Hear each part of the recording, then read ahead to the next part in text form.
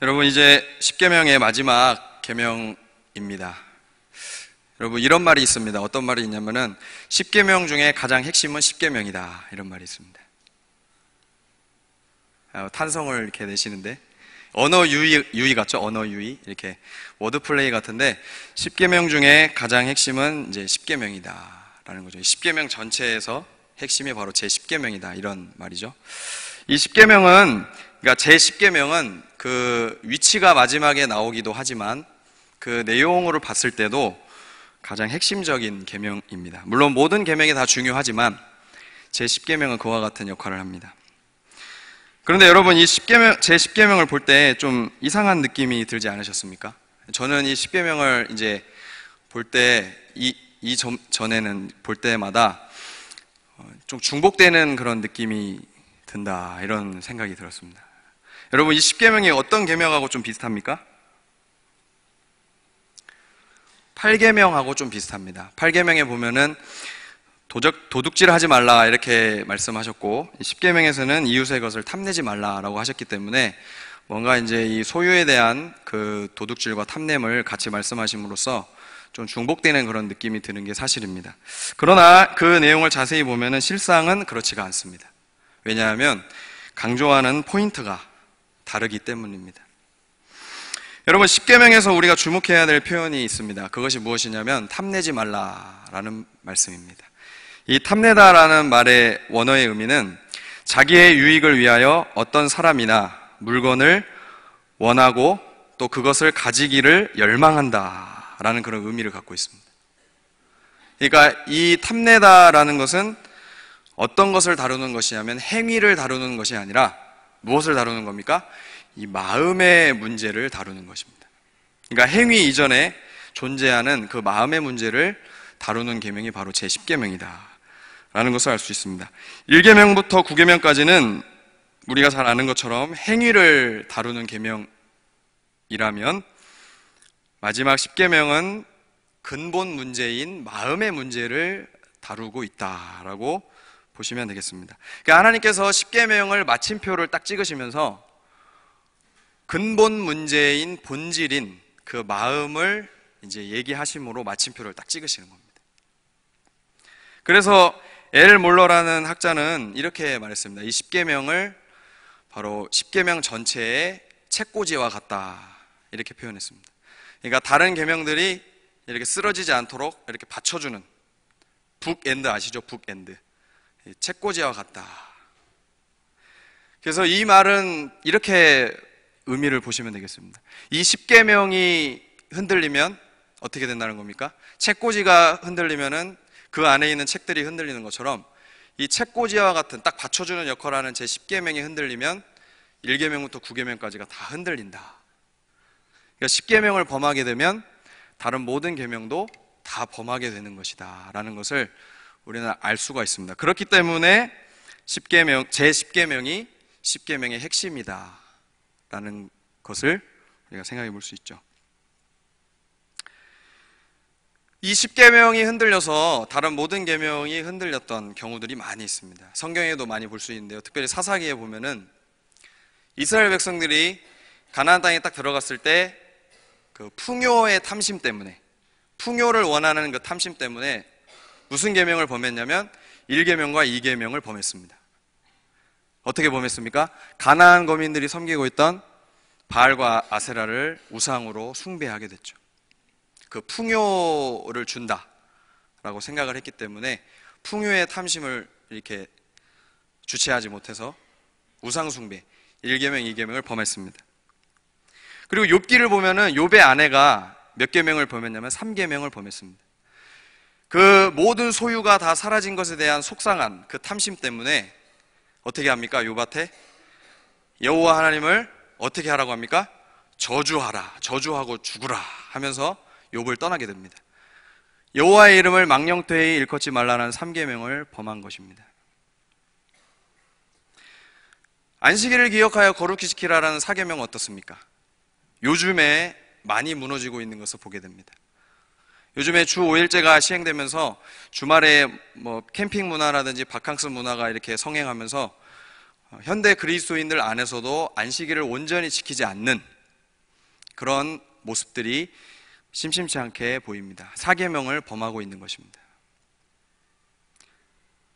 5계명, 부모 공경은 또 어떻습니까? 여러분 마태복음 7장 11절을 보면은 고르반이라는 법칙 아시죠? 고르반.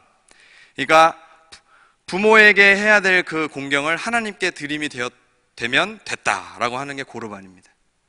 그래서 부모를 공경하기 위해서 이렇게 용돈을 드리고 이렇게 하는 그 물질이 아까워서 그냥 하나님께 드리면 부모에게 그렇게 하지 않아도 된다라는 자기 합리화, 그게 고르반이죠. 그러니까 자기의 것이 아까운 탐심 때문에 하나님께도 드려야 마땅하고 부모님을 공경해야 함에도 마땅한데 그것을 그렇게 이제 합리화시킴으로써 부모를 공경하라라는 5계명을 범한 것이죠. 여러분 오늘 그 오전 예배 때 다윗을 우리가 봤는데 사실 이 다윗이 우리가 가장 닮고 싶은 인물이잖아요. 하나님께 마음에 합했다라고 평가도 받고 우리가 가장 닮고 싶어하는 인물인데 사실 이 다윗이 혼자 정말 한 사건 때문에 아주 여러 계명을 범한 것을 보게 됩니다. 사무엘하 11장을 보면은 다윗이 우리아의 아내 밧세바 그 취한 사건 때문에 먼저 살인하지 말라는 6계명을 범합니다. 그 자신의 잘못을 덮기 위해서 충신이었던 우리아를 전장에서 죽게 합니다. 살인이죠. 그리고 7계명 간음하지 말라도 범했습니다. 왜냐하면 남의 아내 밧세바를 취함으로써 간음하지 말라 범했죠. 그리고 도둑질하지 말라는 8계명도 범했습니다. 왜냐하면 남의 아내를 뺏었기 때문이죠. 그리고 또 뭐도 범했습니까? 9계명도 범했습니다. 거짓 증거하지 말라. 거짓으로 그 사건을 덮으려 했습니다. 여러분 이것이 10계명을 범하면 발생되는 결과입니다.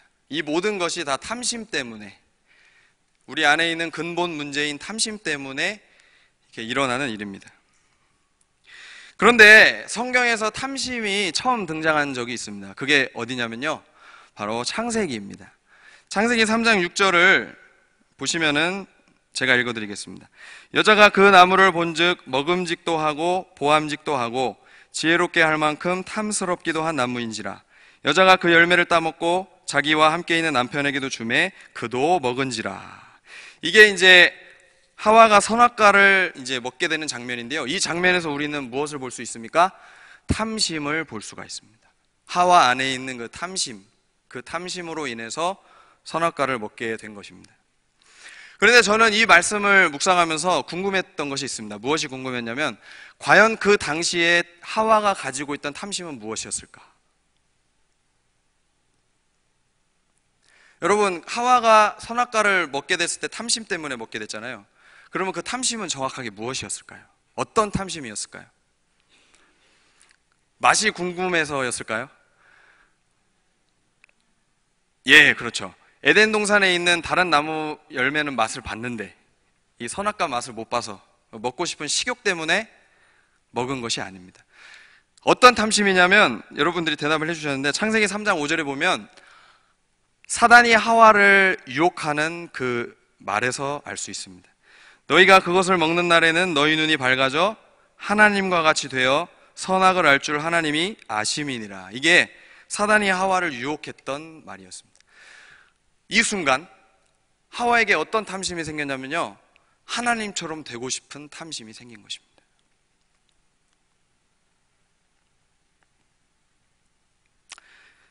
이러한 탐심을 골로새서 3장 5절에서는 무엇이라고 정확하게 표현하고 있냐면요, 탐심은 곧 우상숭배다. 분명합니다. 왜냐하면 하나님의 자리를 넘보는 것이기 때문입니다. 탐심은 내가 단순히 어떤 것을 열망하고 어떤 것을 갖고 싶은 그런 욕심이 아니고요, 그 근본에는 하나님의 자리를 내가 뺏고 올라서려는 그 마음이 바로 탐심입니다. 그것이 다양한 모습으로 양산되어지는 것입니다.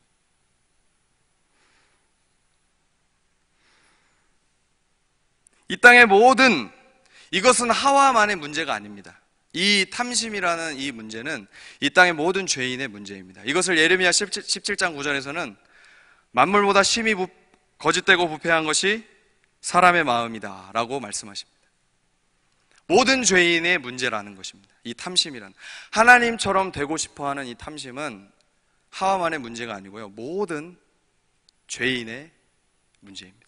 우리 안에도 그 탐심 때문에, 사실 모든 죄가 다 그렇습니다. 죄라는 것이 구체적인 것으로는 다양한 모습으로 나타나지만 그 근본, 그 뿌리를 타고 올라가 보면은 어떤 마음 때문에 죄가 양산되냐면 하나님의 자리를 내가 올라서려는 그 마음이 근본이 돼서 모든 죄가 다 양산되는 것입니다. 인간이 지켜야 될 피조물의 위치를 지키지 않고 창조주의 위치로 올라서려 하는 순간 우리는 1계명부터 9계명까지를 범하게 됩니다. 그 탐심 때문에. 이 탐심 때문에 이 땅에 죄가 가득하게 됐습니다. 창세기 11장에서는 분명한 사건으로 보여줍니다. 이 탐심이 바로 바벨탑 사건입니다. 자기의 이름을 내고 하늘을 향해서, 하나님을 향해서 탑을 쌓았던 인간, 이게 바로 탐심의 극치를 보여주는 사건입니다.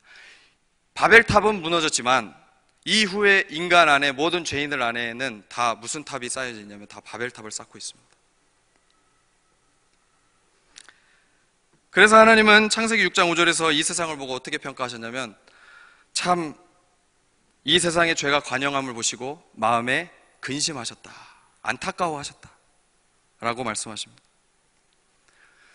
그런데 중요한 것이 있습니다. 중요한 것은 죄인이 이러한 상태에 있는데 죄인은 자기 스스로 자기가 이러한 상태에 있는 것을 인식할 수 없다는 것입니다. 이게 죄인의 한계입니다. 그리고 중요한 것입니다. 모든 죄인들 안에 이런 탐심이 있습니다. 그런데 죄인 스스로는 이 탐심의 문제를 인식할 수가 없어요. 스스로. 이게 모든 죄인들의 한계입니다. 이것을 극명하게 보여준 인물이 마태복음 19장에 나옵니다. 누구냐면 부자 청년입니다. 부자 청년이 어느 날 예수님께 찾아왔습니다. 그래서 예수님께 질문을 합니다. 선생님, 영생을 얻으려면 제가 어떻게 해야 되겠습니까?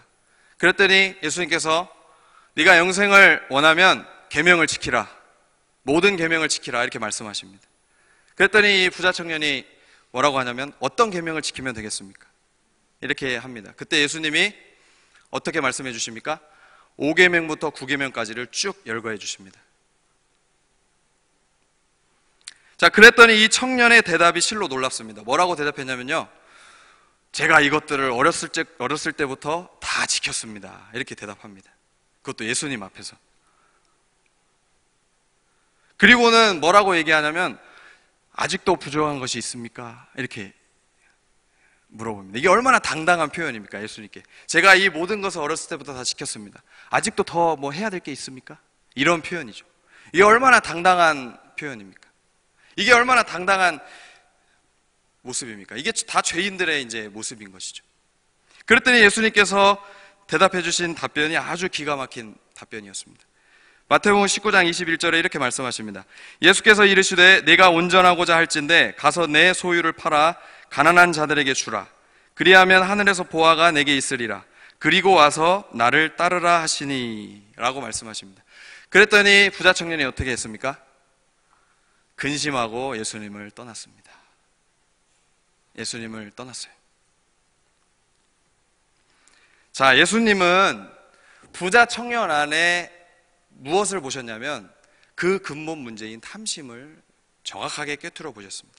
그러니까 부자 청년은 겉으로 드러나는 행위에만 집중했습니다. 그러니까 눈으로 보이는 행위로는 내가 모든 계명들을 다 지켰다고 자부할지 모르지만 문제는 어디에 있었습니까? 그 청년 안에 있었다는 것이에요. 그게 바로 근본 문제였습니다. 겉으로는 혹 다 지켰다고 얘기할 수 있을지 모르겠지만 그 안에는 그렇지 못했다라는 것입니다. 그것을 예수님이 정확하게 꿰뚫어 보시고는 그렇게 말씀하셨습니다. 그러나 부자 청년은 그것을 깨닫지 못하고 근심하고 예수님을 떠나갔습니다. 이것이 죄인들의 한계이자 이 땅의 죄인들의 모습입니다. 이 세상은 뭐라고 얘기하냐면요, 이 세상의 원리는, 이 세상 나라의 원리는, 하나님 나라를 배치하는, 충돌하는 이 세상 나라의 원리는 이러합니다. 마음은 마음은 어떠해도 그냥 겉으로 드러나는 것만 잘하면 된다. 마음은 혹 안 내키거나 안 이꼽거나 싫어도 그걸 그냥 꾹 참고 겉으로만 잘하면은 된다. 이렇게 얘기하는 것이 세상 나라의 원리입니다. 이러한 원리 가운데 살아가는 죄인들은 당연히 그렇기 때문에 자신 안에 있는 근본 문제를 인식할 수가 없는 것입니다. 왜냐하면 겉으로 드러나는 행위만 잘 신경 쓰면 되기 때문이죠. 그러나 하나님의 기준은 그렇지가 않습니다. 하나님의 기준은, 하나님의 계명의 기준은 행위가 아니고요, 바로 본질인 그 마음에 두고 있다라는 것을 우리는 기억해야 됩니다. 이것이 세상의 법과 세상이 가르치는 윤리 도덕적 법의 수준과 하나님의 계명의 수준의 아주 본질적인 차이입니다. 이 차이를 마지막 제10계명을 통해 마침표를 찍으시면서 보여주시는 겁니다. 하나님은 행위가 본질이 아니라 마음이 본질이라고 말씀해 주십니다. 그래서 예수님께서 마태복음 7장 17절 18절에서 이 비유를 쓰신 겁니다. 어떤 비유를 쓰셨냐면요, 나무와 열매의 비유를 쓰셨습니다. 이와 같이 좋은 나무마다 아름다운 열매를 맺고 못된 나무가 나쁜 열매를 맺나니 좋은 나무가 나쁜 열매를 맺을 수 없고 못된 나무가 아름다운 열매를 맺을 수 없느니라 라고 말씀하신 이유가 열매가 본질이 아니고 나무가 본질이기 때문입니다. 나무가 먼저여야 그 나무로 인해 열매가 드러나는 것이기 때문입니다. 그런데 우리는 열매만을 신경 씁니다. 세상도 열매를 강조합니다. 그러나 하나님은 열매가 먼저가 아니라 그 나무의 상태가 먼저라고 분명히 말씀해 주십니다. 이게 본질이다. 좋은 마음으로부터 좋은 행위가 나오는 것이다. 반대로 생각하면요, 나쁜 마음으로부터 나쁜 행위가 나오는 것입니다. 이것은 그 당시에 실로 놀라운 가르침이었습니다. 왜냐하면 예수님 당시에 거칠에 형식을 강조했던 서기관과 바리새인들의 그 가르침에 정면으로 배치되는 가르침이었기 때문입니다. 그러나 이러한 예수님의 놀라운 가르침을 직접 듣고도 당시 서기관과 바리새인들은 계속 거칠애와 외식에만 빠졌습니다. 그리고 결국엔 회개하지 않고 예수님을 죽이는 데 앞장서는 그 자리까지 서기관과 바리새인들이 갔던 것을 볼 때에 이것은 이 땅의 죄인들의 심각한 타락의 상태다. 예수님의 직접적인 가르침을 듣고도 그 놀라운 가르침, 살아 꿈틀거리고 움직이고 우리의 심령을 후벼 파는 그 우리의 죄까지 추적해내는 그 놀라운, 실로 놀라운 신비로운 그 말씀을 직접 듣고도 이렇게 회개하지 않았다는 것은 죄인들의 타락의 끈질김이 얼마나 끈질기는 것인가를 우리는 알 수가 있습니다. 이게 죄인들의 끈질김입니다. 그런데 더 우리가 좀 더 중요하게 생각해 봐야 될 게 있습니다. 그것이 무엇이냐면 죄인들은 자신 안에 있는 근본 문제를 스스로 인식할 수 없을 뿐만 아니라 또 한 가지가 더 있습니다. 그게 뭐냐면 그 문제를 스스로 해결할 수 없다는 것입니다. 이게 가장 치명적인 한계입니다. 만약에 이 땅의 모든 죄인이 이 자신 안에 있는 근본 문제인 이 탐심을 스스로 인식할 수 있었다면, 그리고 인식한 그 탐심의 문제를 스스로 해결할 수 있었다면 이 땅이 지금 이 모양 이 꼴이 되지 않았을 겁니다. 소유리 문답에서 얘기하는 것처럼 비참함의 상태가 되지 않았을 겁니다. 우리 전소옥 전사님이 저녁 예배 때 얘기하신 대로 쓰레기통처럼 되지 않았을 겁니다. 이게 안 되기 때문에 이렇게 된 겁니다, 이 세상이. 자, 그렇다면 우리는 여기에서 어떤 외침이 나와야 되냐면요, 이 외침이 나와야 됩니다. 그러면 이제 우리는 어찌할꼬. 여러분, 베드로가 사도행전에서 하나님의 복음을 전할 때 그 복음을 듣고 그 당시 사람들이 어떤 반응을 보였습니까? 그러면 이제 우리는 어찌할꼬, 이런 반응을 보였습니다. 진리 앞에, 복음 앞에 직면하면 우리의 죄됨이, 우리의 한계가, 우리의 어찌할 수 없음이 극명하게 드러나기 때문에 반드시 나와야 될 반응이 우리는 어찌할 거라는 반응이 나와야 합니다. 그래야 그 다음 단계로 갈 수 있는 것이죠. 그러면 우리는 어떻게 이 근본 문제를 해결할 수 있습니까?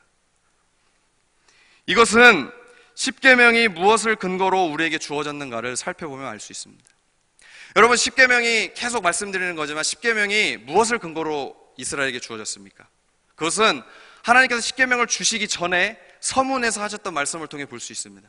하나님은 십계명을 이스라엘에게 주실 때 먼저 하셨던 말씀이 있어요. 그게 바로 근거입니다. 그게 무엇이냐면 바로 출애굽입니다. 출애굽. 이스라엘에게 십계명이 주어진 근거는 바로 출애굽 때문입니다. 출애굽이 무엇입니까? 바로 구원입니다. 구원. 곧 십계명의 근거는 바로 구원의 근거를 두고 주어진 것이다 라는 것입니다. 우리의 행위가 근거가 되는 것이 아닙니다. 십계명의 근거는 우리를 구원하신 그 은혜에 기반하여 우리에게 주어진 것이 바로 십계명이다 라는 것입니다. 그렇기 때문에 죄인들의 근본 문제인 이 탐심의 문제를 해결할 수 있는 열쇠는 바로 출애굽이다. 뭡니까? 바로 구원이다 라는 것입니다. 구원이, 그 구원의 은혜가, 그 구원의 능력이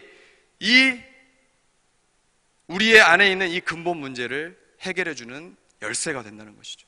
그래서 하나님께서 이렇게 말씀하시는 겁니다. 자, 내가 너희를 이제 은혜로 구원해냈으니 이스라엘아, 탐심을 버리라. 이것은 무슨 말씀이냐면, 내가 너를 구원한 것처럼 그 구원의 은혜를 근거하여 너의 삶과 함께하고 너를 끝까지 도울 것이니 탐심을 버리고 내가 원하는 삶으로 전진해 나아가라. 격려하시는 말씀입니다. 이것에 대해서 사도 바울은 이렇게 기록했습니다. 갈라디아서 5장 24절입니다. 그리스도 예수의 사람들은 육체와 함께 그 정욕과 탐심을 십자가에 못 박았느니라. 아멘이십니까? 이미 못 박았다라고 과거형으로 말씀하십니다. 미래에 못 박히게 될 예정이 아니라는 거예요. 이미 예수님과 함께 그 정욕과 탐심이 못 박혔는데, 이것은 원어의 시제의 의미로 보면 더 놀랍습니다. 과거에 박히고 끝난 것이 아니에요. 과거에 박히고 그 은혜가 중단된 게 아니고, 한번 박히고 내가 한번 박아줬으니까 네가 알아서 살아라, 이런 의미가 아니고요. 시제의 의미로 보면 한번 박혔고요, 그 은혜의 효력이 그때부터 시작되어서 지금까지 계속 이어진다는 것입니다. 한번 박힌 정욕과 탐심은 절대로 빠져서 나올 수 없다는 거예요. 조금 흔들렸다가 또 빠지고 다시 박히고, 조금 흔들렸다가 빠지고 다시 박히고, 이렇게 된다는 것이 아니라는 겁니다. 마치 우리의 현실에 우리에게 비춰지는 삶의 모습, 우리가 보는 우리 스스로의 모습은 마치 잠깐 빠졌다가 박히고, 때로는 좀 빠진 것 같다가도 또 다시 박히고, 이렇게 보이잖아요. 그런데 그게 아니라는 거예요. 박힌 것은 절대로 빠질 수 없다는 거예요.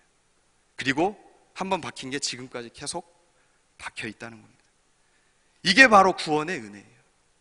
이것을 근거로 하나님께서 십계명을 말씀해 주신 겁니다. 이러한 예수님의 사역을 디모데전서 2장 5절에서는 무슨 사역이라고 하냐면 중보의 사역이다라고 말씀하세요. 그래서 유일한 중보자는 예수 그리스도 한 분이시다. 지금도 그렇게 우리를 돕고 계신다. 우리의 구원을 그렇게 주장하고 계신다. 여러분, 죄인의 근본 문제인 탐심은 오직 구원의 은혜로만 해결될 수 있는 것입니다. 믿으십니까?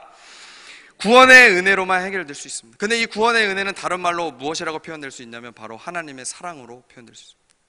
구원의 은혜는 바로 하나님의 사랑입니다. 즉, 하나님의 사랑이 내게 심겨져야 탐심이 떠나가게 된다라는 것입니다. 불교에서 얘기하는 것처럼 마음을 비우면 탐심과 욕심이 사라지는 게 아닙니다. 여러분, 마음을 비우면 비울수록 뭐가 생겨나냐면 욕심이 더 생겨나고 내 고집이 더 생겨납니다. 공사상으로, 불교에서 얘기하는 해탈과 공사상, 자기를 닦는 수련으로 그 탐심을 없앨 수 있는 것이 아닙니다. 마음을 비우는 것으로 해결되는 것이 아닙니다. 그러면 적극적으로 무엇이 나에게 채워져야 되냐? 바로 하나님의 사랑이 나에게 적극적으로 채워져야 이 탐심이 떠나가게 된다는 거예요. 이게 바로 원리입니다, 원리.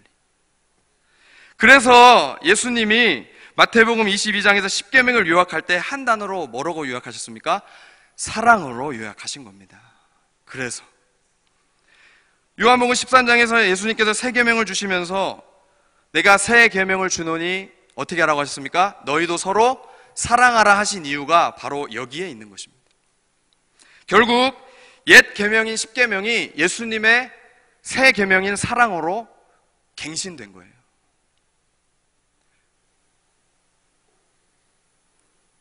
하나님을 사랑하고 이웃을 사랑하는 자라면, 그런 마음을 가지고 있는 자라면 십계명을 온전히 지키면서 하나님 자녀됨의 영광스러움을 보여주며 살 수 있다는 것입니다. 그래서 사랑을 강조하신 겁니다. 그런데 여러분, 또 중요한 것이 있습니다. 계속 중요하다고 얘기하는데 또 중요한 게 있어요. 뭐냐면 이 사랑을 누가 완성하셨느냐라는 겁니다. 여러분, 이 사랑을 누가 완성하셨습니까? 예수님이 완성하셨어요. 마태복음 5장 17절에 예수님은 율법을 완성하러 오셨다, 폐하러 온 것이 아니다 말씀하시고요. 예수님의 이 삶을 요한복음 14장 1절에서는 무엇이라고 설명합니까? 예수님께서 자기 사람들을 사랑하시되 끝까지 사랑하셨다라고 말씀하세요. 끝까지. 결국 누가 이 사랑을 완성하셨냐면 바로 예수 그리스도께서 이 사랑을 완성하셨다는 겁니다. 예수님께서 이 사랑을 완성하시고 성취하셔서 누구에게 심겨주셨냐면 바로 나에게 심겨주셨다는 거예요. 나에게 심겨주시려고 그 사랑을 성취하셨다는 겁니다. 그래서 우리는 여기서 중요한 원리를 알게 됩니다. 율법의 근본도 사랑이지만 율법의 원동력, 율법대로 하나님의 말씀대로 살아갈 수 있는 원동력도 바로 사랑이다. 근데 내 사랑이 아니고요, 누구의 사랑입니까? 바로 예수님의 사랑이다. 나의 인간적인 사랑이 아니고 나에게 부어진 그 하나님의 사랑으로 하나님의 말씀을 살아낼 수 있다. 그게 원동력이다 라는 것을 알 수가 있습니다. 여러분, 우리는 이따금씩 직면하는 것이 있습니다.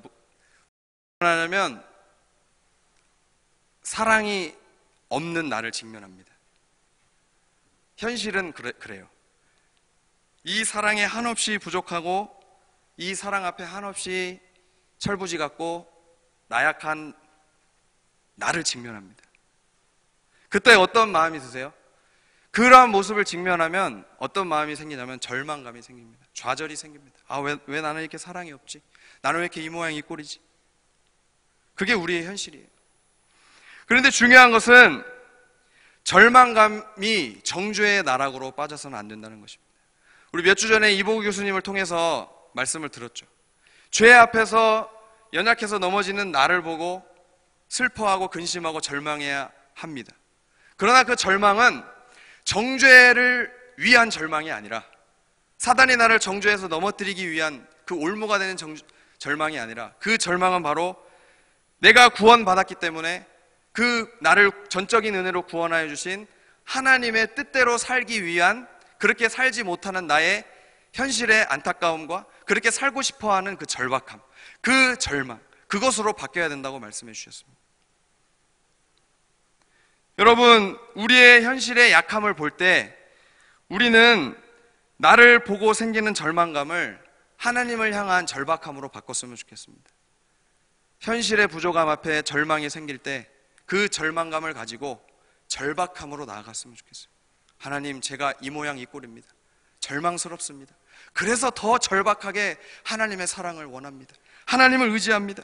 이렇게 기도하면서 몸부림치면서 주님, 저는 사랑이 없습니다. 저에게 사랑을 부어주세요. 그 은혜와 사랑으로 제가 그 사랑의 삶을 나타내며 살아갈 수 있도록 주님 도와주세요 라고 하면서 절망감 앞에서 정죄로 그냥 쫙 빠지지 마시고요, 절망을 하셨다면, 내 현실에 직면해서 절망을 하셨다면 그러한 절박한 기도와 간구로 나아가야 됩니다. 우리의 기도와 간구가 그런 내용이어야 합니다. 더 하나님의 사랑을 담아내고 더 하나님의 사랑을 나타내기를 원하는 그 갈망으로 우리의 기도와 간구가 바뀌고, 그렇게 하나님을 의지하고 몸부림치면서 나아가면 내 스스로 힘에 의해서가 아니라 바로 하나님께서 주시는 그 능력으로 우리는 사랑을 실천하는 삶을 살 수 있게 될 것입니다. 그러한 은혜 우리가 바라면서 포기하지 않았으면 좋겠습니다. 새 계명의 표준은 바로 주님이십니다. 새 계명을 주신 분도 바로 주님이십니다. 새 계명을 지킬 수 있는 힘을 주신 분도 바로 주님이십니다. 그리고 우리가 이 계명을 지킬 때 주님의 제자가 되는 것입니다. 결국 기독교의 모든 계명은 어디로 귀결되느냐? 주님께로 귀결되는 것입니다. 내가 드러나는 것이 아니라 하나님께로, 하나님을 드러내고 1계명부터 10계명까지가 하나님이 중심입니다. 하나님의 은혜로 완전한 사랑 그 자체이신 예수님을 점점 닮아가서 정말 내가 아니라 나는 죽고 그 계명의 중심이신 하나님을 드러내며 사랑의 삶을 살아 십계명의 영광스러움을 나타내는 우리 모두가 되길 예수님의 이름으로 축복합니다.